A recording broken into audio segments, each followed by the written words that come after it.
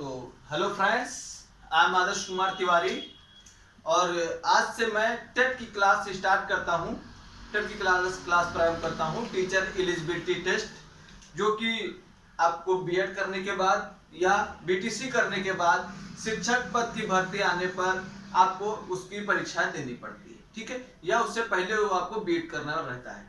तो वहीं से मैं आज स्टार्ट करता हूँ। हाँ, ये स्पेशल उन लोगों के लिए है जो कोचिंग नहीं कर पा रहे हैं, लॉकडाउन में अपने घर में हैं, उनके लिए, ठीक है फ्रेंड्स।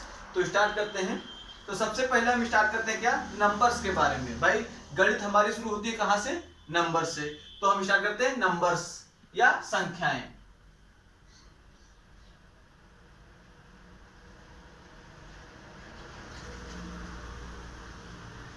नंबर से हम स्टार्ट करते हैं, ठीक है।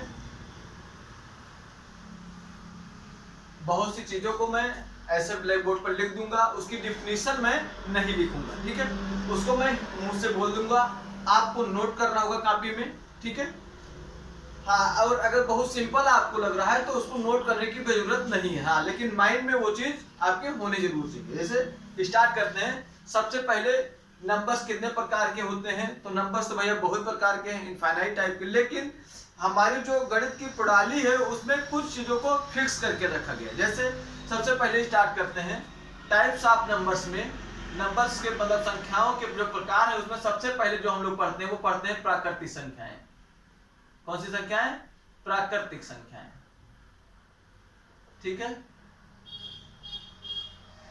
प्राकृतिक संख्याएं, इनको हम कहते हैं इंग्लिश में नेचुरल नंबर।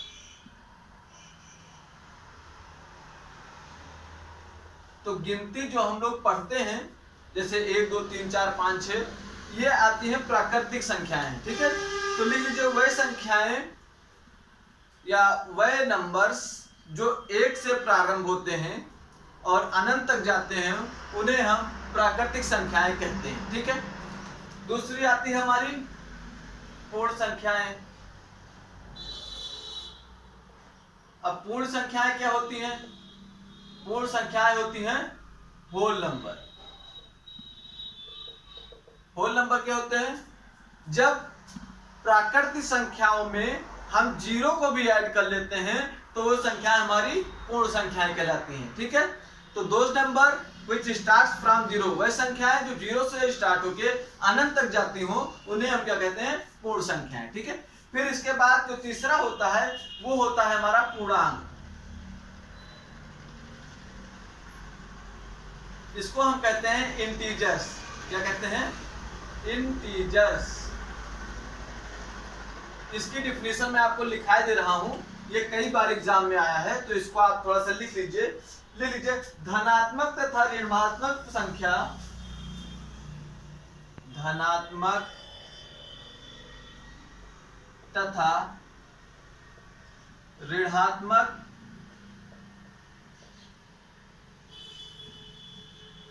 संख्या, ठीक है, धनात्मक तथा ऋणात्मक संख्या सहित पूर्ण संख्या को, सहित पूर्ण संख्या को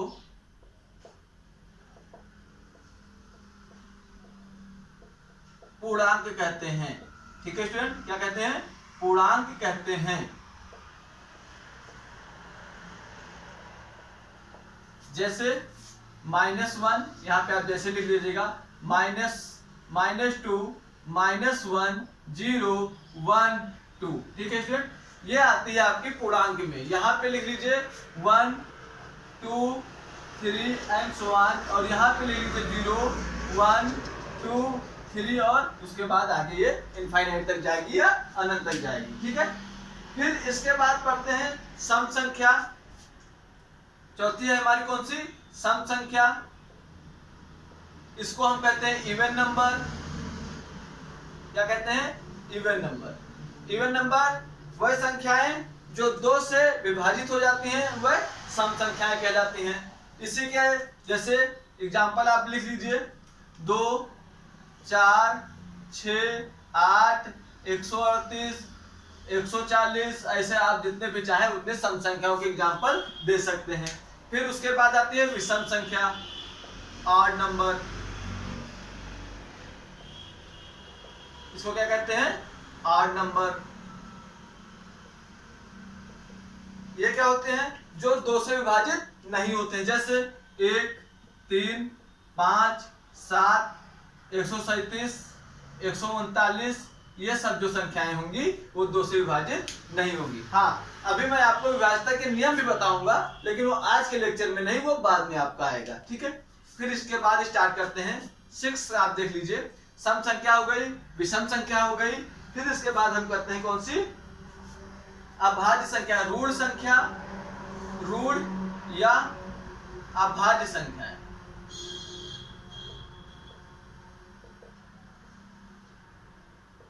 इसको इंग्लिश में कहते हैं प्राइम नंबर। कैसा number? Prime number. Prime number क्या होते हैं? वह संख्याएं जो सिर्फ 1 से और अपने आप से विभाजित होती हो, उन्हें हम प्राइम नंबर्स कहते हैं, या ऋण संख्या या अभाज्य संख्या कहते हैं। जैसे आप देख लीजिए, जो संख्या 3 है, ये सिर्फ अपने आप से कट रही है या तो 1 से कट रही है, तो इसलिए क्या हो गई? अभाज्य संख्या हो गई। जैसे 5 देख लीजिए, 37 देख लीजिए, 37 देख लीजिए, 83 देख लीजिए, ये सब क्या है? आपकी अभाज्य संख्याएं हैं, ठीक है।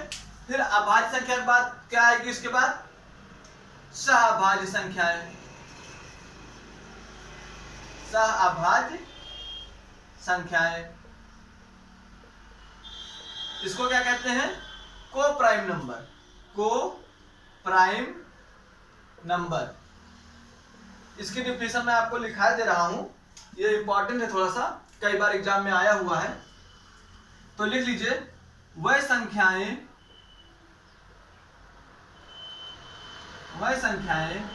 जिनका माशापा महत्तम समापवर्तय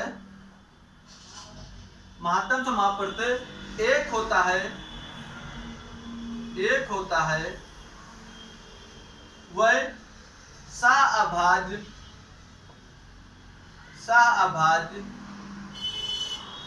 संख्याएं कहलाती हैं। जैसे एग्जाम्पल देख लीजिए आप, एक ना लेते हैं, इसमें 4 और 9 को लेंगे तो इसका जो HCF आएगा या महत्तम समापवर्तय आएगा वो 1 आएगा। 37, 39 ले लीजिए, इसका महत्तम समापवर्तय 1 आएगा। एक चीज आपको हम बता दें, जब भी आप 2 कंसेक्यूटिव नंबर लेंगे, मतलब 2 लगातार संख्याएं लेंगे, तो उनका महत्तम समापवर्तय हमेशा 1 आएगा। ध्यान रखिएगा, उनका महत्तम समापवर्तय हमेशा 1 आएगा और वह सहअभाज्य संख्याएं कहलाएंगी। इसको आप अपने कॉपी में स्पेशल नोट बना के लिख लीजिएगा, ठीक है स्टूडेंट। फिर इसके बाद हम आते हैं क्या? सहअभाज्य हो गई। इसके बाद आते हैं, अब ऊपर वाला आप पर लिख चुके होंगे, तो इसको मैं रफ कर दे रहा हूं।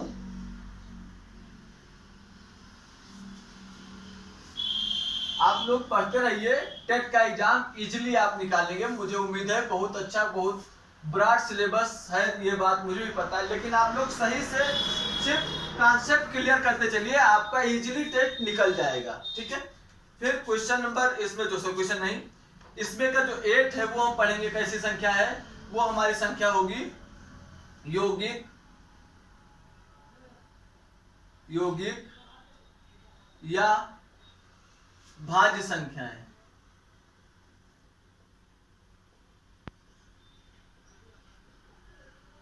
इसको हम कहते हैं इंग्लिश में कंपोजिट नंबर। अब इसको आप जान लीजिए ये क्या होती है। कंपोजिट नंबर वह संख्याएं जो अपने आप 1 को छोड़कर किसी तीसरी संख्या से विभाजित हो जाएंगी, उनको हम कंपोजिट नंबर कहेंगे या भाज्य संख्याएं कहेंगे। जैसे आप जब एग्जांपल लेते हैं 4 का, तो 4 देखिए 1 से डिवाइड हो रहा है, 4 से डिवाइड हो रहा है, और बीच में 2 से भी डिवाइड हो रहा है। जैसे देखिए 1 से भी डिवाइड हो रहा है, मतलब 1 से भी विभाजित है, 2 से विभाजित है और 4 से विभाजित है, तो इसको छोड़ के ये तीसरी संख्या से विभाजित है, इसलिए ये कैसे हो जाएगी? भाज्य संख्या हो जाएगी, ठीक है। मतलब 1 को अपने आप को छोड़कर अगर किसी और संख्या से विभाजित होती है तो कैसी हो जाएगी? आपकी कंपोजिट नंबर हो जाएगी, ठीक है, या भाज्य संख्या हो जाएगी। फिर इसके बाद आते हैं कैसा, इसको मैं यहाँ थोड़ा सा रफ कर रहा हूं क्योंकि अब जो आएगा उसको डिफिनेशन आपको लिखनी पड़ेगी, बतानी पड़ेगी हमको।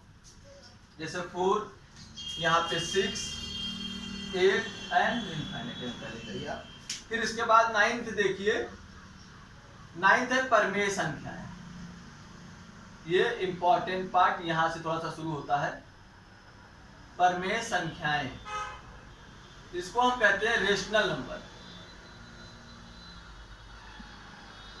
रेशनल नंबर, ठीक है। इसके डेफिनेशन आप लिख लीजिए, ये इंपॉर्टेंट है। वह संख्याएं जिनको P अपान Q के रूप में लिखा जाता हो, अपान Q के रूप में लिखा जाता हो,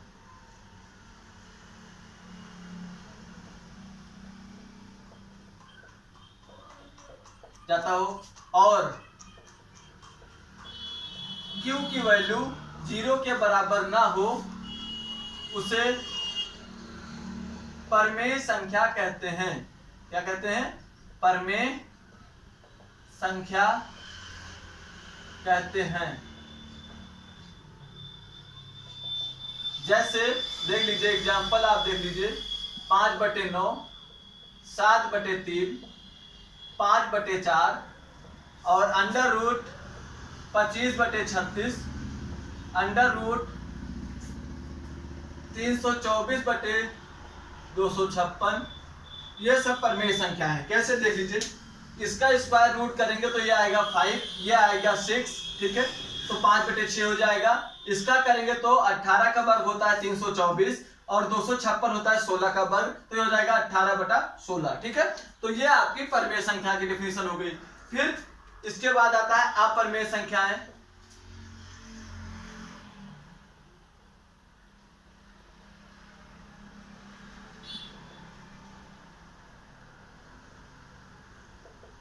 अपरमेय संख्याएं क्या होती हैं? इर्रेशनल नंबर,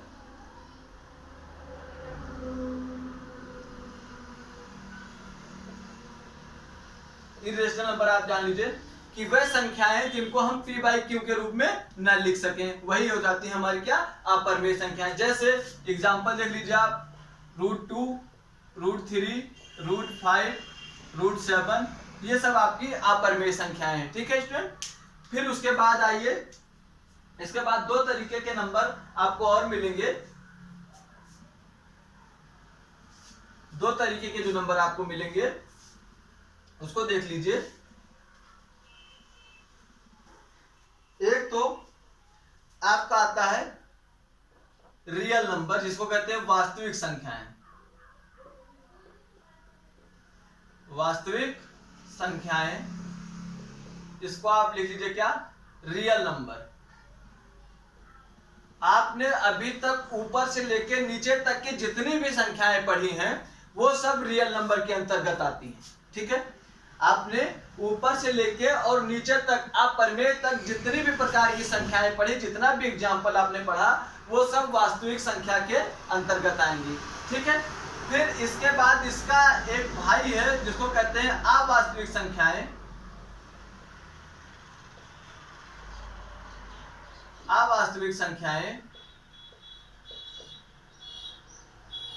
इसको कहते हैं क्या? Real number. और इसको क्या कहते हैं? Imaginary number.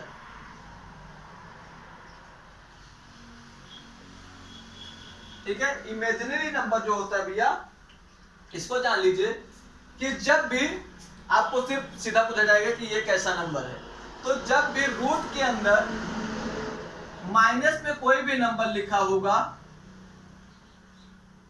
रूट के अंदर कोई भी जब नंबर माइनस में लिखा होगा तो उसको इमेजिनरी नंबर कहते हैं, ठीक है। आप ध्यान रखिएगा, रूट के अंदर जब भी कोई नंबर माइनस में लिखा होगा तो उसको हम क्या कहते हैं? इमेजिनरी नंबर कहते हैं। बस इतना चीज आपको ध्यान रखना है। इसको जब हम डिनोट करते हैं तो इसको हम लिखते हैं 5i, इसको लिखते हैं 6i और इसको लिखते हैं 4i। इसका मतलब जो i आप लगा देते हैं आयोटा, इसका मतलब होता है √1 से मल्टीप्लाई है, ठीक है, ये आप ध्यान रखिएगा। तो यहाँ पे आपकी जो नंबर्स के टाइप हैं उनके प्रकार खत्म होते हैं, ठीक है, वो समाप्त होते हैं यहाँ पे जितना आपके सिलेबस में है, ठीक। इसके बाद क्या करना है, इसको आप पहले कॉपी कर लीजिए, फिर मैं थोड़ी सी चीज आपको और बताऊंगा आज के लेक्चर पे, वहीं पे मैं विराम दूंगा। तो इसको आप कॉपी कर लीजिए। तो आई थिंक आप कॉपी कर चुके होंगे।